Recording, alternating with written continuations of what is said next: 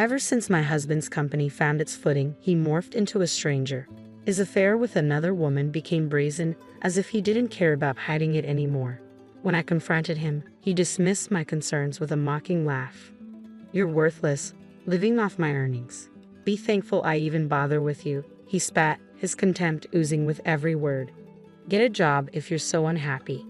Defiant, I accepted his challenge. Landing a position at his family's company, I plotted my retaliation against Michael. I'm Karen, once content as a 34-year-old homemaker, while Michael, my 36-year-old husband, managed a printing business. Our romance sparked in the corridors of our workplace. He was in sales and I in illustrations. Our love story culminated in marriage when I was 26. Once we settled into our routine, he made the bold move of resigning from his job, proposing the idea of launching a new venture together. Uncertain, I sought counsel from our trusted business partner, Bob, with whom we shared past collaborations. Bob, a seasoned CEO known for his diverse business ventures and adeptness in advertising, readily lent his support. Bob backed our endeavor and even contributed funds. I recounted, "Karen's illustrations have always impressed me," Bob remarked, his praise leaving me humbled. With gratitude, we vowed to steer our company to triumph. Just the two of us, I affirmed to Bob as we embarked on our entrepreneurial journey. Initially, we grappled with the constraints of a cramped apartment. However, with the ascent of our company, we upgraded to a sleek high-rise condominium. It was then that my husband broached the idea of me focusing solely on homemaking. "I'll hire someone else for the illustrations. Eventually, I need your full support," he asserted, his words leaving me torn. Reluctantly, I confided in Bob, our steadfast investor. "I regret to inform you, but I must step away from illustration work," I disclosed to Bob. His empathy was palpable. "It pains me to think I won't have the pleasure of witnessing Karen's illustrations anymore. Yet if you ever decide to return to it, just say the word. I'll stand by you," Bob reassured me. "Thank you, truly," I expressed my gratitude.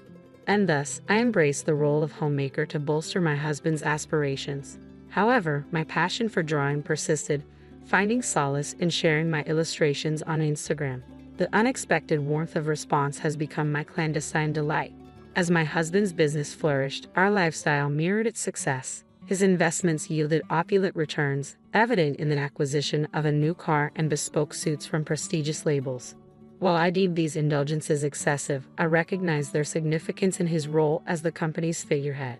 Despite his demanding schedule, he remained steadfast in our tradition of sharing dinner at home. It was a solemn pact, a sanctuary carved out for just the two of us amidst the chaos.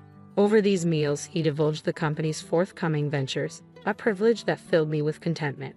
Supporting his ambitions became my source of joy. I once believed our harmonious routine would endure indefinitely. Despite the company's continued prosperity, subtle shifts began to emerge in my husband's demeanor. Gone were the animated discussions about business during our dinners. "How's everything at the company?" I inquired, met with lukewarm responses. "Everything's fine," he'd mutter, his enthusiasm conspicuously absent. Persistently, I probed for more details, only to be met with terse rebuttals. "Don't pry, you wouldn't understand. You're always here. I shouldn't have to explain every little detail." His words pierced through me, a stark departure from the understanding and camaraderie we once shared. I attempted to rationalize his behavior as fatigue or stress, but that night, as he silently retreated to our room after dinner, I couldn't shake the feeling of unease settling in.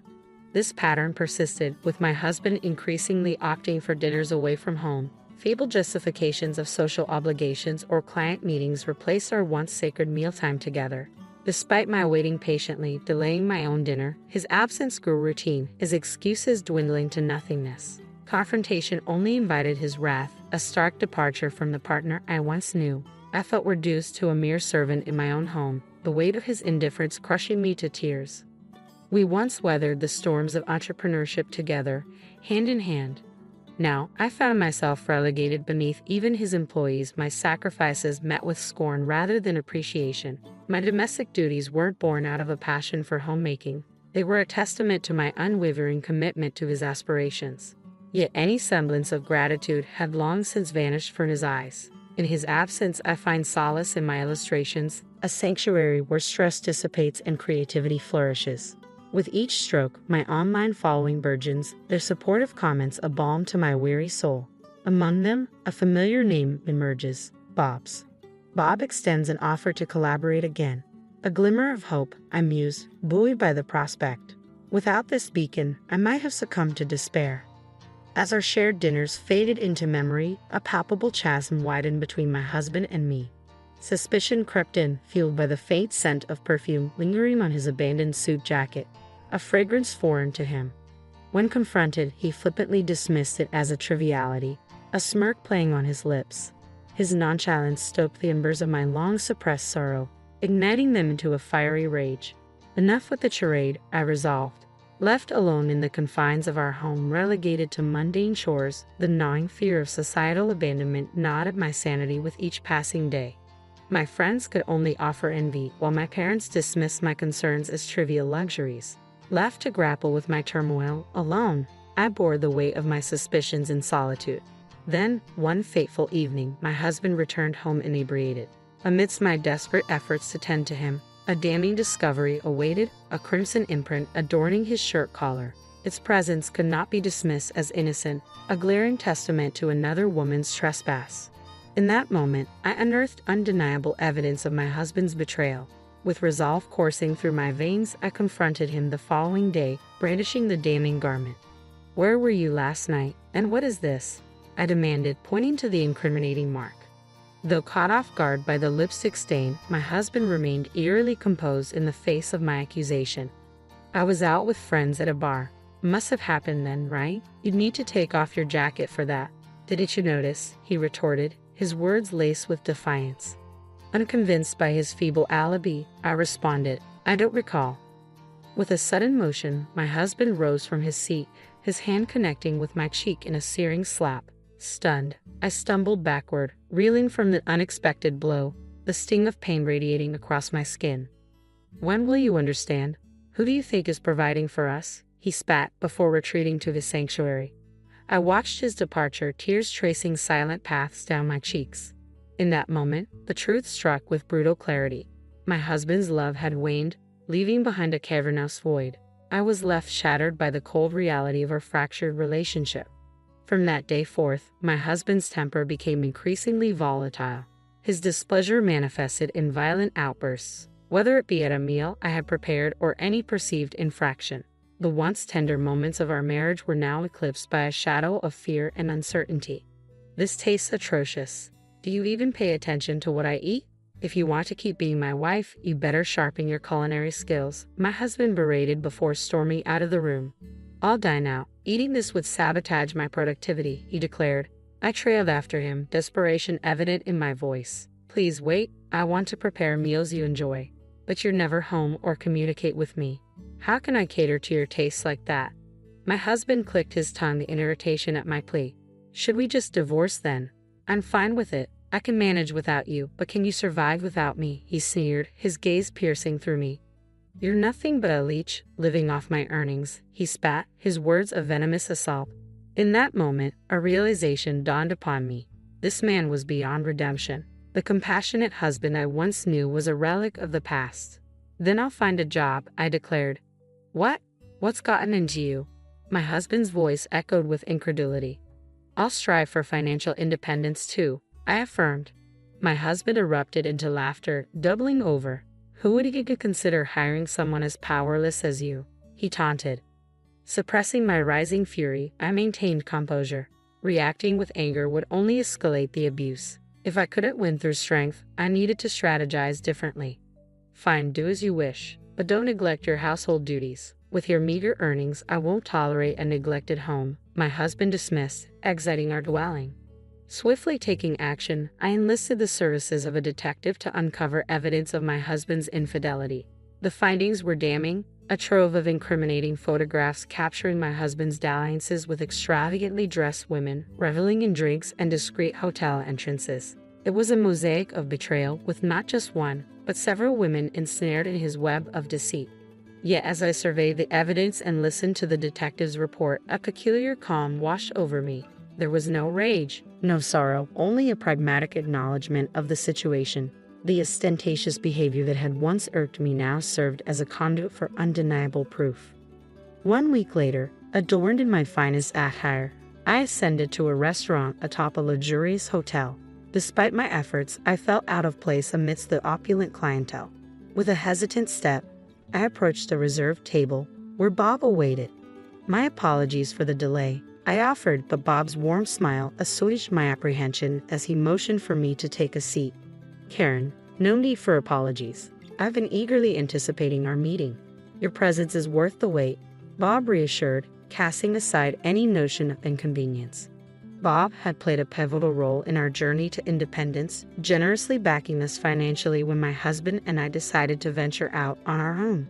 Now, he held a prominent position as the president of my husband's parent company. I'm immensely grateful for your unwavering support during our leap to independence. Your confidence in us meant the world.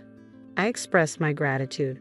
Bob chuckled warmly. It was a no-brainer for me. After all, our history together made it an easy decision, he replied. It's evident the company is thriving under your guidance, I observed. A hint of seriousness crossed Bob's features at my remark. Yes, it's progressing well, but today our focus is on your acceptance of my invitation, correct? He redirected, his smile returning to reassure me. Yes, indeed, I affirmed, straightening in my seat and extending a warm greeting. Reflecting on our past interactions, I recalled Bob's genuine admiration for my illustrations. He had been instrumental in providing funding for our venture into independence, recognizing the value I brought to the table. Moreover, he had been the lone voice cautioning against the path of becoming a homemaker.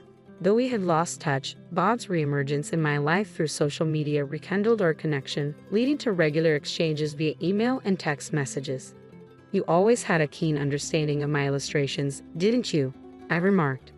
I've been a fan of your work for quite some time. I'm thrilled you never gave up on illustrating. Your decision to reach out to me caught me off guard, though, Bob confessed.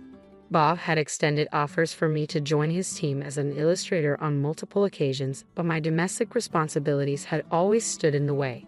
However, after much contemplation, I had recently made the decision to accept his proposal. In a recent conversation with my husband, Bob had seemed hesitant yet determined, and now, as he locked eyes with me, a sense of anticipation hung in the air. Bob's words hit me like a bolt from the blue. Michael's company has garnered quite a negative reputation, he divulged. What? That's surprising. Michael always spoke so highly of his job.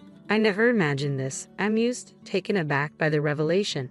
I've been closely involved for a while now, but as the company expanded, the quality of their work took a nosedive. Missed deadlines, errors, and he seems oblivious to it all. Bob lamented. Is this reputation widespread? I inquired, a knot forming in my stomach. The company's rapid growth initially attracted positive attention. However, it's now under scrutiny for all the wrong reasons. There are even whispers of unsavory affiliations, Bob disclosed, his tone tinged with concern. I had no idea. I've been so out of touch with Michael's professional life, I realized, a pang of unease settling in. To lighten the mood, Bob chimed in cheerfully, You'll be creating illustrations for us from now on. No need to outsource anymore. It's a significant asset for our company. I appreciate your understanding and flexibility regarding my family commitments. I express my gratitude. No worries at all. We believe in maintaining a healthy work-life balance for our employees, Bob reassured with a smile. And so, I embarked on my journey working for Bob. With my sole focus on illustration tasks, there was no need for me to commute to the office. Bob graciously granted me the opportunity to work remotely, allowing me to seamlessly juggle my household responsibilities. The sheer joy of creating art, once confined to a hobby, now bloomed into a fulfilling profession. However, amidst the satisfaction of my work, I couldn't shake the longing to have more control over my time, to pursue my passion without constraints imposed by domestic duties and supporting my husband. With my newfound income, I believed I could sustain myself independently. However, as I diligently worked, one day, the abrupt sound of the door slamming jolted me from my concentration. Rushing to the hallway, I was met with my husband's furious gaze. You traitor, he seethed. Confusion clouded my mind as I struggled to comprehend his sudden outburst. To think my own wife would snatch away my job, he spat. In that moment, realization dawned upon me. My husband's ire stemmed from my collaboration with Bob. which had opened doors to additional contracts with companies affiliated with his own. This was my retaliation, my way of reclaiming power from the one who had belittled me. But irony must have been galling for him, to have his livelihood threatened by the very person he had scorned. You have no authority to dictate my actions. I'm simply carrying out my duties with your explicit consent, I asserted, holding my ground as my husband's anger simmered. If you feel compelled, go ahead and strike me. I won't hesitate to involve the authorities, I declared, unyielding in the face of his aggression. My company's downfall is on your hands. What exactly are you trying to achieve? He accused, his frustration palpable. This has nothing to do with me, I rebutted, resolute in my stance. Retrieving the divorce papers from the adjoining room, I handed them to my husband with a steady hand. We're no longer bound by matrimony. Let's not prolong this any further, I stated firmly, severing the ties that bound us together. You're divorcing me over my company's struggles. You're just after my money, aren't you? I retorted, stung by his accusation. I could have ended this marriage whenever I please, but I chose to wait. Now that I'm successful and earning, suddenly it's convenient for you to walk away. Wait a moment. Let's discuss the future of the company first before we rush into divorce. We founded it together, remember? You're the one who ousted me from that company, my husband interjected, a hint of desperation creeping into his voice. I severed all ties with that company, and I intend to seek proper compensation, I asserted firmly, unyielding in my resolve. Michael's frustration was evident, his agitation palpable as he gnawed on his lip in vexation. How shameless can you be? You have no right to talk about compensation when you're the one initiating the divorce. Do you even realize how many times you've hurt me and your affairs? I had undeniable proof, I retorted, brandishing the incriminating photographs. As he beheld the evidence of his infidelity, my husband's facade crumbled, and he sank to his knees, pleading with desperation. Please, I beg of you. The company's on the brink of collapse. I can't handle the added burden of compensation or a divorce. I need your support now more than ever. Everyone has abandoned me the moment they caught wind of our troubles. You're the only one left, he implored, his voice quivering with raw vulnerability. I dismissed his desperate plea as utterly futile. Gathering only my essentials and work materials, I departed from the house without a backward glance. My return home only occurred once the divorce proceedings were concluded, solely to retrieve my belongings. By then, my husband's company was hemorrhaging mistakes, and he found himself deserted by all. Reduced to pleading for funds to compensate me, he spent his days in a pitiful state. In stark contrast, I embraced solitude, forging a livelihood through my beloved craft of illustration. With each stroke of the pen, I accumulated wealth, all while upholding my integrity, a stark contrast to my ex-husband's downfall. My daughter, Erin, now a college student, has been living independently for about a year despite receiving a reasonable monthly allowance and supposedly dedicating herself to a part-time job. When Erin returned home, she looked worn out and thin. Are you pushing yourself too hard? Are you getting enough to eat? I asked with concern. I'm managing with things like cereal, she replied. But I crave more. Yet Erin fell silent, confirming my uneasy suspicions. She thanked me, saying, "Thanks for the $13 a month, Mom." I couldn't believe what I heard. $13? I've been transferring $1,300 every month. My name is Laura. People have always said I have poor judgment in men. My first boyfriend in college cheated on me within 3 months. Then I dated a younger guy who became a freeloader, likely because I was footing the bills. The man I married after 4 years of dating turned out to be both a spendthrift and a cheat. After divorcing him, I raised Erin as a single mom for 10 years. Erin, whom I once perceived as young and naive, has matured into a dependable daughter, taking the lead in household chores. Despite my insistence that she need not exert herself so much, she remains steadfast, asserting, "You're already doing so much for us, Mom. I worry you'll burn out if I don't help." Moreover, Erin never slacks in her studies. "I want to contribute like you, Mom. I don't want to be a burden," she expresses, diligently preparing for her college entrance exams since her high school days. Though she may exhibit traces of naivety, I wholeheartedly believe she's an exceptional daughter. After diligent studying, Erin received the long-awaited acceptance letter from a prestigious public university. Together, we eagerly searched the bulletin board until we spotted Erin's applicant number, and we clasped hands in joy. As the days swiftly passed before her college journey began, we decided to take a celebratory hot spring trip, relishing every moment of the relaxation. While immersed in the soothing warmth up to my shoulders, I glimpsed my daughter, her cheeks rosy with contentment, and I found her endearing words, "Mom, this is so wonderful," deeply touching. In that serene moment, I silently vowed to protect her with all my heart, no matter what challenges lay ahead. As Aaron embarked on her college journey, she left the nest with a blend of pride in her growth and a hint of loneliness. I bid her farewell, watching her set off on her new path. Since Aaron began living independently, our nightly phone calls became a cherished ritual. With her knack for household chores and reliability beyond her years, I didn't harbor major concerns about her solo living arrangements. Yet the notion of a young woman navigating life alone stirred a lingering unease within me. I questioned if my worries were excessive, but Aaron's cheerful conversations each evening brought me solace. Those end-of-day calls became my much-needed moments of relaxation. Aaron would often share details about her college life, her classes, her new friends, her involvement in the music club, and the intriguing upperclassmen she encountered there. Hearing about her vibrant daily experiences filled me with joy. Near the semester's end, Aaron's voice carried a hint of tension as she shared, "You know what?" To my delight, she revealed the happy news. "I've started dating someone." The lucky guy was Ian, the senior she met at the club. While I congratulated her with genuine enthusiasm, a twinge of concern lingered within me. As the daughter of someone often deemed unlucky in love, I couldn't shake the worry that perhaps my own romantic misfortunes had been inherited by her. Sensing my unease, Aaron cautiously inquired, "Would you like to meet him someday?" I reassured her with a bright tone, "Absolutely." When summer vacation began, Aaron returned home, accompanied by Ian. Upon meeting him, I discovered Ian to be a well-groomed and polite young man.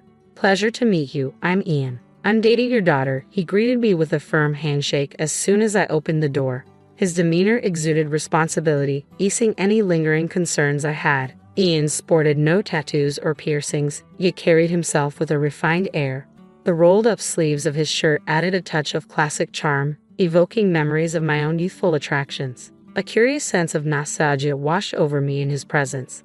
We sat down for iced tea together, and I quickly noticed that Ian was not only responsible but also incredibly thoughtful. He graciously offered to carry the tray of iced tea I had prepared and promptly refilled my empty cup when it ran low. "Ian seems like a really decent guy," I whispered to Aaron when he briefly left the table. Aaron chuckled shyly. "Well, Mom, you were worried, weren't you?" "Of course, darling. It's only natural for a mother," I replied. Aaron laughed, "But honestly, Mom, I'm doing just fine. I think I've got better luck in love than you." We both shared a hearty laugh at that, and I couldn't help but agree. You might be onto something there. As the second semester commenced, Aaron, determined not to be a burden, took on multiple jobs to support herself.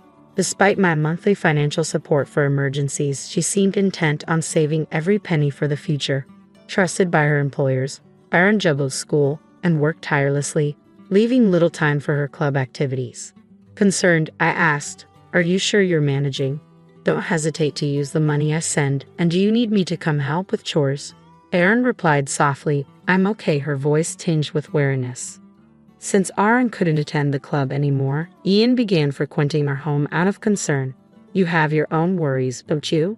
I can handle things myself, really. I'm fine," Aaron reassured him. "If you say so," Ian replied, though his worry lingered. One evening, returning from work, I was greeted by the aroma of a surprise hamburger Ian had prepared. It was delicious. Having Ian around makes things easier. Aaron's cheerful tone betrayed her fondness for him. As time passed, Aaron's calls grew less frequent due to her busy schedule. She'd update me sporadically, but it was evident she was juggling a lot. Despite my reassurances, I couldn't shake the worry. Ian made sure she ate well on his visits, but on other days, Aaron resorted to cereal for sustenance. Despite my financial support, it seemed she was struggling. Aaron wasn't one to squander money, so the situation puzzled me deeply. When I confided in my mother, she brushed off my concerns, remarking, "You're worrying excessively about your adult daughter. It's hard to let go." Perhaps she was right. Aaron would turn 19 soon. Though she still seemed like a child to me, the world saw her as an adult, especially with Ian by her side. Maybe I should just trust that she'll ask for help if she really needs it. I mused, attempting to ease my anxiety. Yet finding peace amid my worries proved challenging. Winter break arrived, and Aaron's return home revealed a noticeable change. She appeared thinner than before, her once slender frame now visibly diminished. Dark circles mirrored her tired eyes. When she explained she had been working late the previous night, coming straight home thereafter, concern flooded me. "Aaron, are you pushing yourself too hard lately? Are you eating properly?" I inquired, unable to hide my worry. "I'm eating properly, cereal and such," Aaron responded. Her sudden silence spoke volumes. Hastily she added, "But I've mastered the art of cereal." Her smile strained. It seemed forced, prompting a gnawing worry within me. Was she truly eating well? Despite my consistent financial support and her diligent work, a troubling sensation crept over me. Aaron's next words only heightened my unease. "Thanks for the 13 every month, Mom." 13? "I send you 1,300 every month," I replied, stunned by the revelation. A sense of foreboding gripped me. "Aaron, where do you keep your checkbook and debit card?" "It's in my desk drawer at home," Aaron replied. "I'm heading to your place now, Aaron. There's something I need to check," I announced suddenly. Aaron looked surprised by my abrupt declaration but nodded in agreement. As we rode the train to her apartment, conversation flowed between us. The first topic broached was the matter of her mistaken allowance. Aaron explained that she maintained a living expenses account for her part-time earnings and a savings account where I deposited her allowance. She had recently depleted her savings purchasing textbooks and other necessities for the new semester. When she checked her account balance, it was a mere $78. Despite my consistent financial support, she had never inquired about the exact amount. Assuming the $78 was the sum total of my contributions over 6 months, she calculated it to approximately $13 per month. "Is that about right?" I asked. "I thought so, but I thought you might be struggling too, Mom. Honestly, you're such a silly girl. How much do you think I earned?" "Don't underestimate me," Aaron retorted to my semi-joking remark. Her words seemed to ease the tension momentarily, but a shadow crossed her face once more. It dawned on me why Aaron hadn't accessed the money I sent. Someone must have gained access to her bank account, and the most suspicious candidate was Ian, who frequented her apartment. Aaron appeared to be in denial, and I found myself reluctant to entertain the idea that her seemingly kind boyfriend would be involved in theft. I nervously watched as the train approached the nearest station. Upon reaching Aaron's home, we hurriedly retrieved her checkbook and made a beeline for the nearest ATM at the bank. With evening drawing near and the clock ticking past late afternoon, time was of the essence. We inserted the checkbook into the ATM and anxiously awaited the update. The balance displayed on the checkbook left us both speechless. Despite the consistent deposits of $1,300 each month, there were clear signs of frequent withdrawals. Aaron's complexion paled as she whispered softly, "Why?" Concerned by her visibly strained state, I escorted Aaron to a nearby coffee shop, where I resolved to delve deeper into the issue at hand. My primary focus was understanding how her checkbook was being managed. Aaron disclosed that she stored her checkbook and debit card in a locked drawer within her desk. However, the key to this drawer was stored elsewhere, making it accessible to anyone entering the apartment. The only individual with the potential to access her room in her absence was her boyfriend, Ian, who possessed the spare key. Furthermore, the PIN associated with her debit card was the same as the one she commonly used for her other cards. It became evident that someone had likely observed her during a money withdrawal. "I must admit, I was careless when setting up the account. I'm sorry, honey. Mom should have been more careful," I confessed. "I never anticipated someone else would access the money." "It's not your fault, Mom. I should have been more vigilant in managing it," Aaron responded. "Well, we both share responsibility," I interjected. "But the person at fault here is the one who spent money without permission." "Yeah, you're right," Aaron replied, her tone lacking its usual vigor. Understandably so, she had been betrayed by the person she likely trusted the most. Witnessing my daughter so crestfallen tugged at my heartstrings. "I'll handle this," I declared unexpectedly. "What? You may want to downplay this, but it's a serious offense. We need to gather evidence and report it to the police." "The police?" Aaron's voice quivered, clearly unsettled. "Yes, it's necessary, but don't worry. I'll handle everything. It's all to ensure your peace of mind during college, all right?" I reassured her, and Aaron nodded reluctantly. A few days later, I sought the help of a private detective agency, the same one that assisted me when my husband was suspected of infidelity. I need you to investigate my daughter's boyfriend. His name is Ian Mack. He's a sophomore in economics at the same university as my daughter. We suspect he may have been misusing the money I've been sending to her, I explained, displaying a photo of Ian from Aaron's messages on my phone. They agreed to take on the case without hesitation, despite their steep fees. It was a necessary expense to resolve this matter for Aaron's sake. As we awaited the results of the investigation, Aaron chose to commute to college from my house due to her anxiety. The journey took over an hour each way, which proved challenging for Aaron, but she found solace in returning home each evening. One night, she prepared granola for dinner. "Just like you said, I've become quite the cereal connoisseur," Aaron remarked with a confident wink. My heart ached at the realization that she must have been eating this meal almost daily. A month later, the investigation's findings arrived. There was undeniable evidence that Ian had been making unauthorized withdrawals from Aaron's account. According to the investigator, shortly after Ian and Aaron began dating, his lifestyle markedly improved, as attested by his friends. What shocked me even more was that Ian's transgressions didn't stop there. It turned out he was involved with several other women. I was handed a collection of photographs. Ian with his arm around different women, happily dining at restaurants, enjoying arcades, and strolling through hotel districts. In each image, a man with a distinctive beauty mark, a teardrop tattoo, was unmistakably Ian. It seems Ian hasn't just been using the money you've been sending your daughter to impress his friends. He's also been using it to maintain relationships with multiple girlfriends, the investigator grimly informed me. "Thank you," I replied, bowing my head deeply. It was time to take action. I filed a complaint with the police and sent written explanations of Ian's actions to his parents, his university, and all of his girlfriends. Initially, Ian denied everything, but he eventually confessed when confronted by multiple girlfriends. Naturally, all of the girlfriends, including Aaron, severed ties with him. As a result of the police investigation, Ian was expelled from the university and sent back to his parents' home. Fortunately, his parents were reasonable and came to my house with a humble gift to apologize. For the time being, his parents have agreed to reimburse the stolen money. "I'll make our stupid son repay this, even if it kills him," Ian's father vowed, his voice choked with emotion. According to what Aaron heard through the grapevine, Ian is now working multiple jobs to repay his parents. By the time this ordeal settled, spring had arrived.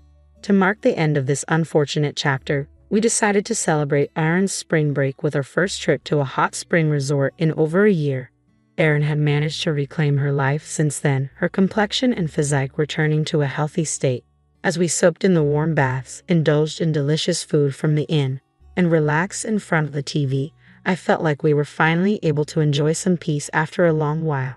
Just before drifting off, Aaron's voice came from beneath the covers. "Hey, what's on your mind? Remember how you and Dad split because of his reckless spending and affairs, right?" Aaron's words caught me off guard. My ex-husband, much like Ian, was someone who flaunted wealth to impress others, yet struggled to cover basic expenses due to his extravagant habits and moral lapses. "I served my ex-husband with divorce papers, just as you did with Ian. It seems we have a pattern of choosing similar types of men, don't we?" Aaron offered a rueful smile. "Indeed. We'll have to be more cautious from now on," I replied, trying to sound upbeat despite feeling a bit uneasy. "By the way, you seem happier lately. Did you meet someone special?" "No way, it's not a boyfriend," Aaron exclaimed teasingly. "Could he possibly become one?" Lately, I had been developing a friendship with the investigator assigned to our case, but I hadn't mentioned it to Aaron yet. Even so, was there a spark, or was it just the bond between a mother and daughter who've been through a lot together? "Hang on, are you sure it's going to work out this time, Mom?" Aaron teased with a playful chuckle. "Well, it should, right? Unlike your father, he seems serious and dependable. But let's get serious here. If it's my turn after all this, Mom, it won't be a laughing matter," I replied, adopting a serious tone. "Got it? I'll tread carefully," Aaron responded solemnly. But then, unable to contain our amusement, we exchanged a look and burst into laughter. "Next week is my son's birthday, and I'd like to order a cake for 20 people, Emily said. Hearing this, I fell silent. 20 servings isn't a typical request, but she must have known I couldn't refuse. "Understood," I muttered softly. Emily smirked unpleasantly, but I was determined to have the last laugh. I clenched my fists, resolute not to let her have her way. My name is Rothy. I'm a regular housewife who works part-time at a local supermarket. My only son, Nicholas, graduated from college and found a job at a nearby company. We are a happy family living together harmoniously. However, there's one unpleasant person at my part-time job, Emily. Emily's father, Christopher, is an executive at the supermarket. She transferred here from a different company about 2 years ago. Despite being a full-time employee hired mid-career, us part-timers, including me, have been here longer. From the beginning, Emily has been arrogant, ignoring advice and guidance. Both the staff and part-timers are at their wits' end. About a year ago, a part-timer named Rachel confronted her. Emily, even if your dad's an executive, you're just an employee here. We part-timers are your seniors. You should speak respectfully and listen to our advice. I thought Rachel was amazing for saying what no one else would. However, soon after, Rachel was transferred to a location too far for her to commute, forcing her to resign. Everyone thought it was Emily's doing, but nobody dared to say it out loud. Since then, no one has opposed her. The supermarket where I've worked for a long time is more than just a job. It's a cherished place where I belong. I often hang out with my part-time colleagues, and apart from Emily, we have good relationships. Then one day, as I continued to work, hoping for these happy days to last, something happened. Mom, I'm thinking of getting married, Nicholas announced. My husband Dylan and I were overjoyed. Truth be told, I always wanted a daughter to go shopping with, have tea with, and share a mother-daughter relationship.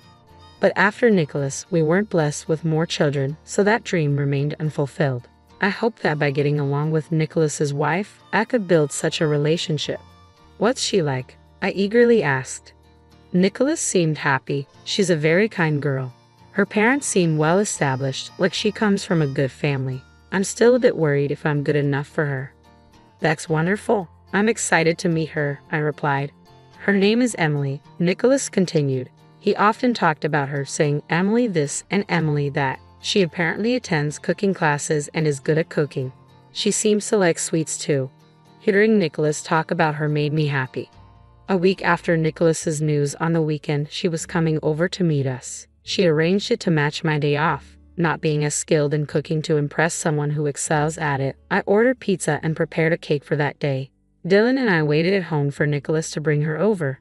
Then the long-awaited doorbell rang. She's here, I announced, feeling a mix of excitement and apprehension. I rushed from the living room to the front door. We're back. Emily, this is Mom, Nicholas said. As I turned to the woman beside him, I froze in shock. Nice to meet you, I'm Emily. Hi, Emily. Right before me stood Emily, the very source of my troubles at my part-time supermarket job. You know my mom? Nicholas asked. I had no idea Nicholas's mom was you. Emily seemed equally surprised. Come in for now, please, I said, still shaken, inviting them inside. Leaving me at the entrance, Nicholas led Emily to the living room. Hearing them talk with Dylan, I took a deep breath to calm myself. They had met at university. Emily is 2 years older than Nicholas. They were introduced by an acquaintance and reconnected about a year ago, eventually starting to date. I was surprised to learn your part-time job was at my workplace. You said you were in administration, so I thought you worked at a law office near the supermarket, Nicholas said, laughing nonchalantly, unaware of where his girlfriend worked. Indeed, Emily had graduated from law school and used to work at a law firm.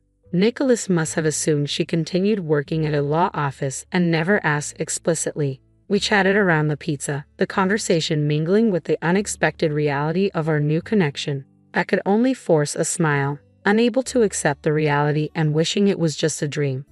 I'm truly surprised to think you're Rothy's son. I've been under your mom's care at work, Emily said, feigning innocence as if she treated us part-timers as anything but slaves. That's not true. I'm sure everyone's grateful for someone like you. Mom always says she enjoys her job and that there are nice people at the supermarket, Nicholas said. That's nice to hear, I replied, though I never intended to include Emily in that group of good people. Naturally, I couldn't say such a thing, so I stood up. I'll go prepare the dessert. Emily, would you like coffee or tea? I wanted to be alone, my heart racing. I needed to calm down quickly. I'll help, Emily, she said suddenly, standing up. an unusual gesture from her considering our part-time job. It's okay, you're a guest. Please sit down, I insisted, but Emily walked to the kitchen. Dylan and Nicholas watched with smiles, so I sighed quietly. However, Emily didn't miss a beat. It's really surprising to think you'll be my mother-in-law. Yes, that's right. It will be easier to get along. Looking forward to it. What does she mean by that? I had a bad feeling about those words, but I tried to keep her. Her smile was a sneer, always displaying contempt towards me at work. Just so you know, don't say anything unnecessary to Nicholas. Her words wiped the smile from my face. Emily knew. She knew she was disliked by us part-timers simply because I happened to be Nicholas's mom. She must have been planning to do whatever she wanted, using Christopher and Nicholas as shields. I turned pale, frightened by her, fearing she would destroy our happy days. Emily eventually left the kitchen without helping. That must have been her purpose for coming here. What about the preparation? Nicholas's voice interrupted. Emily replied curtly. I returned cheerily, not wanting to be in the way, so I came back. I told Nicholas, "Won't you reconsider the marriage?" But my words would undoubtedly make my son dislike me. Don't interfere with Nicholas's marriage, even Dylan scolded me. So I just watched the two of them. Still, they seemed to have a good marriage, and Nicholas looked happy. A month after the marriage, I found out Emily was pregnant. Although it was complicated, I was also happy. Nicholas and Emily built a house next to ours, a separate household from Nicholas's. Dylan told me you should be a little more considerate, but knowing Emily's true nature, I wanted to avoid her. Still, I loved my grandson. His name was Ethan, a lively boy I rarely saw, but I looked forward to hearing his healthy cries. However, about 6 months after he was born, there was a day when his crying could be heard all day long. I finally rang the neighbor's doorbell. "What is it?" I said. "Hello." Probably because I was the one who called out, Emily, who seemed to have been asleep, came to the door. Knowing it was me, I was worried because Ethan had been crying nonstop. "Is everything okay?" I simply stated the reason, but Emily looked annoyed. "Are you saying I'm neglecting Ethan?" she retorted sharply. "No, that's not what I'm saying. I was just worried. If you're tired, I can wash him or help in any way," I hastily offered. But Emily didn't seem to hear. "Dealing with modern kids is difficult," she muttered dismissively. In the end, I was turned away, and Ethan kept crying. A few days later, Emily came to our house with Ethan in her arms. "Rothy, could you watch Ethan for a bit?" she asked unexpectedly. "Yes, of course," I replied, surprised by the sudden change in attitude. "What's this about?" I tried to understand the situation, but Emily left Ethan and his things at our house and departed. "Oh, Ethan's here," Dylan noticed from the entrance, happily taking Ethan from my hands and heading to the living room. I followed Dylan, carrying Ethan's belongings. Since then, Emily started leaving Ethan with us frequently from morning till night. It was like running a daycare alongside my part-time job. Emily was on parental. I did agree to watch him, but there's a limit. I talked to Dylan and Nicholas about it, but they don't seem to take it seriously. Eventually, I had to take time off work or ask Dylan to watch Ethan briefly so I could rush to and from work. However, interfering too much and upsetting Emily would be troublesome. Despite the difficulty, I enjoy and cherish my time with Ethan. Dylan also looks forward to Ethan's daily visits. Busy but happy, the three of us spent enjoyable times together. Half a year later, Ethan's first birthday was approaching, and I was pondering what to give him as his first present. In the past, birthdays meant inviting relatives for celebrations, but there was no invitation from Nicholas or Emily. They must be planning a modest family celebration. While looking at my phone and thinking this, I received a call. "It's Emily. What could it be?" I answered the phone suspiciously, as Emily usually didn't contact me. "Hello, Rothy. As you probably know, next week is my son's birthday, so I'd like a cake for 20. People were surprised by this sudden request. I was at a loss for words. "What do you mean?" I managed to ask. "Just what I said. We're inviting relatives for a celebration, so I'm asking for the cake. I plan to serve a meal, so I can't manage the cake too.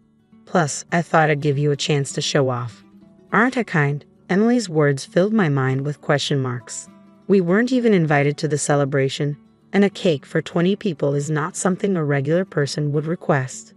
Emily's relatives, aunts and uncles will be among the about 20 guests. Surely my employer at the supermarket and Emily's father-in-law, Christopher, will be there too, I thought, trying to make sense of the situation. I already told Dad that you will make the cake. It's a chance to show your good side. Who knows? You might get promoted to a full-time position, Emily said mockingly. I don't aspire to be a full-time employee, I replied quietly. As a part-timer, I shouldn't worry so much, but I couldn't forget Rachel, who was driven to resign. I told myself I must avoid being pushed into quitting. Emily's words are like knowing. I couldn't refuse, knowing she was exploiting my weakness. Cakes are easy. I'm more experienced in cooking, so I'll give advice, she said presumptuously, more than I had anticipated. Reluctantly, I agreed. All right, but with 20 people, maybe you should reconsider serving individual portions or using a large platter, I suggested. Ha? I'm the senior here. I'm not asking for advice. And what do you mean, okay?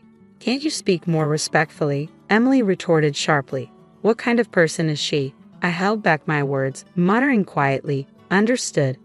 I could imagine Emily's smirking face on the other end of the phone, my frustration seeping through. She probably planned to ridicule me by presenting her perfect full course alongside my poor cake. But I wouldn't let that happen. I made a decision. Of course, Ethan was the star. I wanted to make his first birthday memorable, even though he wouldn't remember it. I started planning the cake design and went to a baking supply store for ingredients. Though I felt forced, I was also excited. Emily seemed annoyed by my amateur excitement. It won't amount to much. You should have asked me, the senior, for advice, she said when she came over to scoff. But I had no time for that. Later, Dylan and I were officially invited to the birthday. On the day, Dylan, with nothing else to do, left early for their house. It's too early, I said, but he was too excited. I sent him off with a smile and got up, ready to prepare. I muttered, checking the time, when the doorbell rang. Rothy, are you ready? Emily started entering without permission. She frowned upon seeing me relaxed. What, you were sitting? Where's the cake? I was about to start. Don't worry, I'll bring it on time, I assured her. It was only 8:00 a.m., 4 hours until everyone arrived, but Emily was shocked. An amateur can't make a cake for 20 people in 4 hours, she ranted. I've been preparing perfect dishes since 4:00 a.m. Don't ruin the event. Okay, I get it. It's Ethan's birthday. I wouldn't do that, I snapped back, making her frown even more. Just make sure to bring the cake by 12:00 p.m. She left, snorting. Was she bragging about finishing her part? I laughed at her frustration, doing nothing until the door closed. Then, I started. I brought the genoise from another room to the kitchen. A cake for 20 people can't be baked in a home oven, so I had borrowed a friend's oven to bake the large dough. I decorated it with prepared cream and fruits, made Ethan's favorite cars from cookie dough, and by 11:00 a.m., I was satisfied with the finished cake. I hurriedly finished and called Nicholas to safely transport the cake. I left it in a cool place and headed to the room where everyone was gathering, the largest room in Nicholas's house. They planned to eventually build a wall here to divide the room and turn it into a children's room. It was a good opportunity for such an event, as we hadn't celebrated the new house with relatives before. Ethan, unsettled by the crowd, was crying with Nicholas holding him. Everyone smiled at little Ethan's discomfort. Then Emily, with her mother-in-law Olivia's help, proudly brought in her dishes. Here's the appetizer assortment, she announced, placing small plates in front of each guest. The presentation was indeed beautiful and well-crafted. However, by the time she finished serving everyone, the first plates needed clearing. Ethan was still crying, and Emily and Olivia were busy. I stood to help, but Christopher said, "You should sit, Rothy. We're supposed to be the guests." Indeed, I agreed and sat back down, but the situation looked tough. I took Ethan from Nicholas and suggested he help Emily. As soon as I held Ethan, he became happy and started laughing. Everyone was charmed by this, but Emily looked displeased. She couldn't treat me like a pawn anymore, especially after hearing Christopher's earlier words. Christopher had been attentive, asking me about my job and Emily. I couldn't tell him everything, but our conversation brought up Rachel, who had been forced to resign. Did he really do that? He didn't seem like such a person. The dishes, served at intervals of 10 minutes each, were somehow completed, but judging by the relatives' reactions, it didn't seem they were fully satisfied. No matter how confident Emily was in her cooking, she should have considered serving family-style dishes given the guests and situation. All the dishes are served. Did everyone enjoy them? Emily said this with a happy expression. It seemed she was the most. Olivia next to her hadn't eaten anything and looked distressed, which was pitiable. Rothy has made Ethan's cake. It's ready, right? Emily turned to me. Yes, I'll bring it, I replied. I asked Nicholas for help and brought in the large cake. Emily's nieces and nephews gathered around the big box. Dylan held Ethan, who didn't show interest yet, but the adults were curious about the large cake box. Here it is. Nicholas and I opened the box. Cheers erupted at the sight of the cake we revealed. The children's genuine reactions were delightful, and I couldn't help but smile. The relatives were impressed, asking, "Did you really make this?" They took pictures. However, Emily, in a voice that cut through the calm atmosphere, exclaimed loudly, "What? You said you'd make it, not buy it. I want a unique cake for Ethan." She must have been tired and hungry. Her anger peaked with everyone's positive response to my cake. I did make it. Lies, you weren't doing anything this morning. The genoise was already baked, and the decoration was ready, Emily insisted, surprised. Genoise. It's a type of sponge cake. I've always called it that. I smiled at Emily. Ha, Christopher laughed. Then Dylan explained, "Actually, my wife used to be a pastry chef. I couldn't bake a cake for 20 people in our oven, so I asked a friend to borrow theirs and baked it yesterday." When I said that, Emily's face fell. She must have been upset, her plans having gone awry. It was fun to bake such a large cake after a long time. Thank you for the opportunity, Emily. Now, let's take pictures with Ethan and the cake, and then we can all enjoy it, I suggested. Seeing everyone's the most gratifying part was seeing everyone smile. Ethan, influenced by everyone's joy, smiled too. The group photo captured Emily's stained face amid everyone else beaming, a moment worth cherishing without any malice. While everyone enjoyed the cake, I held Ethan, who happily ate his own cake made of yogurt cream and banana pancakes. After seeing off the relatives and cleaning up with Olivia, I finally had a moment to relax. Ethan is really attached to you, Rothy, Olivia remarked, watching Ethan in my arms as we all took a coffee break. Nicholas responded, "She always looks after him." I noticed Emily's stunned expression, but before she could react, Christopher intervened. "What do you mean, always? Aren't you on parental leave?" Christopher's question caught Emily off guard. "Well, not always, just occasionally, like when I go to the hospital," Emily replied sheepishly. I gave a wry smile, unable to say anything. Nicholas realized his slip-up and looked uneasy. Christopher, noticing today's events and Emily's behavior, seemed contemplative. "Don't lie, tell the truth," he demanded. Emily murmured in a small voice, "I left him when I went out with friends." Christopher pressed further, "Is that all you burdened her with? You didn't know Rothy was a pastry chef, did you? Then why did you ask her to make such a big cake? Surely you were trying to be mean to her." Emily turned red and fell silent at Christopher's words, caught off guard. Nicholas was flustered. "Apologize to Rothy," he said firmly to Emily. Tears welled up in Emily's eyes as she looked at me and murmured softly, "I'm sorry." Christopher then politely bid farewell to Dylan and me. "I'm sorry for the trouble my daughter caused," he said. "It's all right, we understand you're busy, but please come to visit sometimes," we replied, seeing off their parents-in-law. Regarding Rachel, it seemed Christopher was not involved. Emily had persuaded the manager to transfer her after I inquired about it. Learning the truth, Christopher disciplined the manager and Emily had to resign at his behest. Christopher, angry at her for disgracing him, later visited the store where I worked to apologize. He indeed seems to be a responsible person. Since then, Emily has been respectful and no longer belittles people. She seems to genuinely care for Ethan.